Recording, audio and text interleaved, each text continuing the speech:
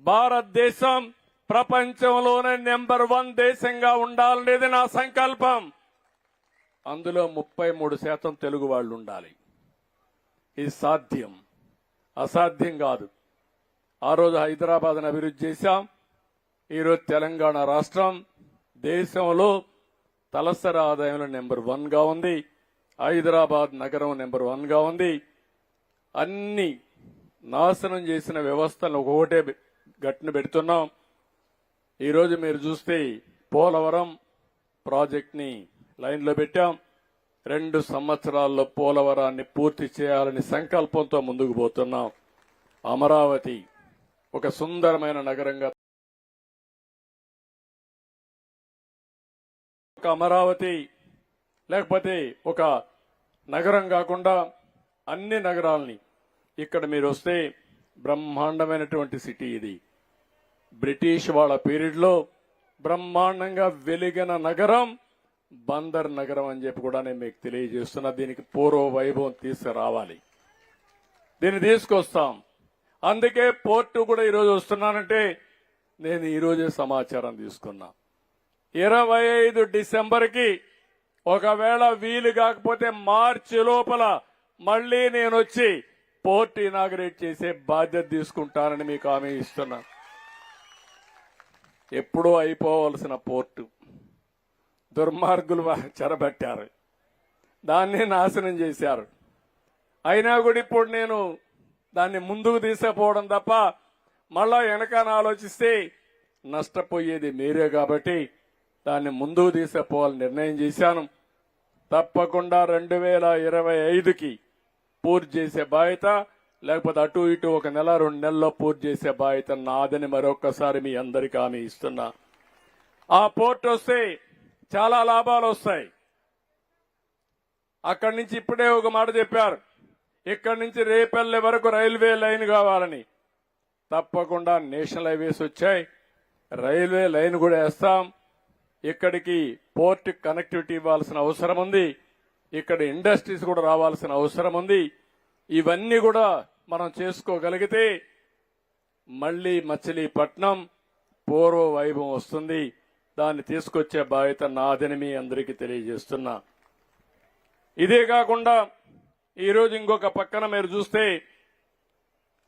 ఈరోజు ఇక్కడికి వచ్చే మునుపు నేను ఒక సెల్ ఫోన్లో మెసేజ్లు అడిగాను. ఇటీవల కాలంలో నేను ఎప్పటికప్పుడు మీకు సెల్ ఫోన్లో కొన్ని విషయాలు అడుగుతూ ఉంటాను. మీరిచ్చే ఫీడ్బ్యాక్ ఆధారంగా చేసుకుని నిర్ణయాలు చేస్తూ ఉంటాను. ఎన్నికల ముందు పదే మిమ్మల్ని అడిగేవాడిని. ఓసారి నా ఫోన్ వస్తే తిట్టుకునేవాళ్ళు, ఇంకేం పని లేదని.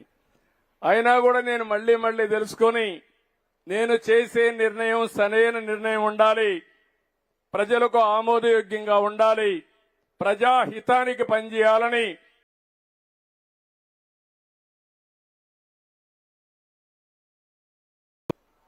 చేసిన అభ్యర్థుల ఎంపిక కూడా మీరు చూస్తే చరిత్రలో ఎప్పుడూ రాని విజయం. 93% అభ్యర్థులు గెలిపించారంటే అది మీరు చూపించిన చొరవ. దాన్ని మళ్ళా కంటిన్యూ చేయాలనుకొని ఈరోజు వస్తానని నేను ఫోన్ చేశాను. మీ అందరికీ ఫోన్ చేస్తే మీరు 4-5 విషయాలు ప్రధానంగా చెప్పారు.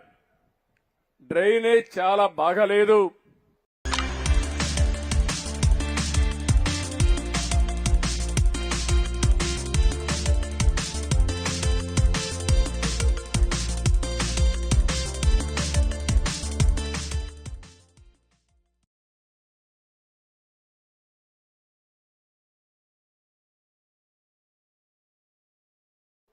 డ్రైనేజ్ ఒకటి మీరు పూర్తిగా ఇది చేయాలని చాలా మంది చెప్పారు.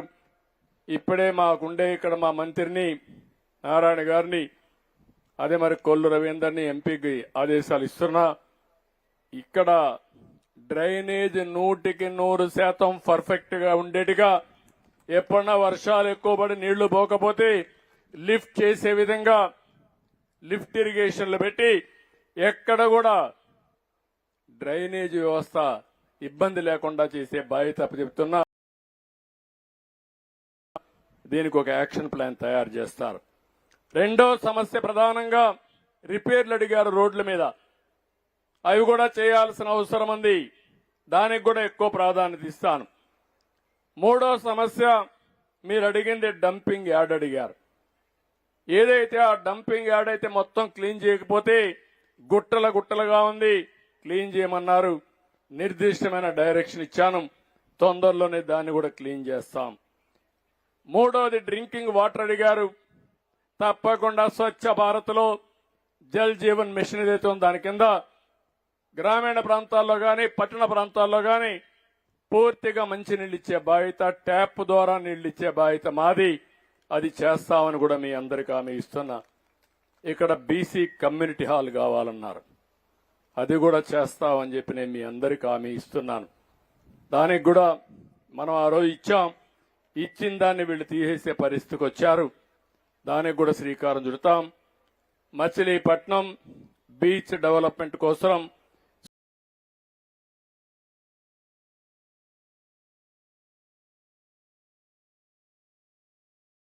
వస్తాయి, వారికి కూడా ఉపాధి కల్పించమన్నారు. తప్పకుండా ఆల్టర్నేటివ్ పోర్ట్ అవన్నీ క్రియేట్ చేసి మత్స్యకారుల కోసం ఒక హార్బర్ క్రియేట్ చేసి వారిని కూడా ఆదుకుంటామని చెప్పి కూడా మీకు తెలియజేస్తున్నాను. ఇది కాకుండా బందర్కు వస్తే మనకు గుర్తొచ్చేది బందర్ లడ్డు గుర్తొస్తుంది, గోల్డ్ కవరింగ్ ఇండస్ట్రీ గుర్తొస్తుంది. ఈ రెండు కూడా మనం అభివృద్ధి చేయాల్సిన అవసరం ఉంది. మచిలీపట్నం గోల్డ్ కవరింగ్ వర్క్ ఇదే కేర్ ఆఫ్ అడ్రస్, వేలాది మంది పనిచేస్తారు. అందుకే దీన్ని ఒక ఎంఎస్ఎంఈ క్లస్టర్ గా పెట్టి ఇక్కడ పనిచేసే ఈ బంగారు కోటింగ్ వస్తువులు భారతదేశం మొత్తం అమ్మడానికి ఏమేమి చేయగలుగుతామో ఆన్లైన్ గానీ ఆఫ్లైన్ గానీ అమ్మేదానికి ఒక వ్యవస్థ క్రియేట్ చేసి ప్రత్యేకమైన శ్రద్ధ పెడతామని చెప్పి కూడా నేను మీకు తెలియజేస్తున్నాను. అదే మరిగా కలంకారీ వస్త్ర పరిశ్రమకు న్యాయం చేయాలి. గ్లోబల్ క్యాపిటల్ సెంటర్ కింద ఏదైతే అపారమైన వనరులున్నాయి, 300 ఎకరాలు నేషనల్ కాలేజ్ యొక్క ఇది ఉంది. ఇవన్నీ ఉపయోగిస్తే బ్రహ్మాండంగా చేసే అవకాశం ఉంటుంది. దానికి కూడా శ్రీకారం చుడతామని చెప్పి తెలియజేసుకుంటూ, ఇక్కడ ఏ పనులైతే ఉన్నాయో మంత్రిగా కొల్లు రవీంద్ర గారే ఉన్నారు. ఆయనే ఇక్కడ అవన్నీ చూసుకుంటాడని నాకు నమ్మకం ఉంది. పూర్తిగా స్వేచ్ఛనిస్తామని చెప్పి నేను మీకు తెలియజేస్తున్నా. మరొక్కసారి నేను మిమ్మల్ని అందరినీ కోరుతున్నా, 2029 కంతా స్వచ్ఛ ఆంధ్రప్రదేశ్ గా ఉండాలి. మీ ఇంట్లో చెత్త తీసుకొచ్చి రోడ్డు మీద వేయడానికి వీలు లేదు, చెట్టు నరకడానికి వీలు లేదు. ఈ విషయం కూడా మీరు గుర్తుపెట్టుకోండి. ప్రసాద్ గారు ఒక మాట చెప్పారు, ఫ్లెక్సీలు కూడా ఏ విధంగా కంట్రోల్ చేయగలుగుతారో చేయమని.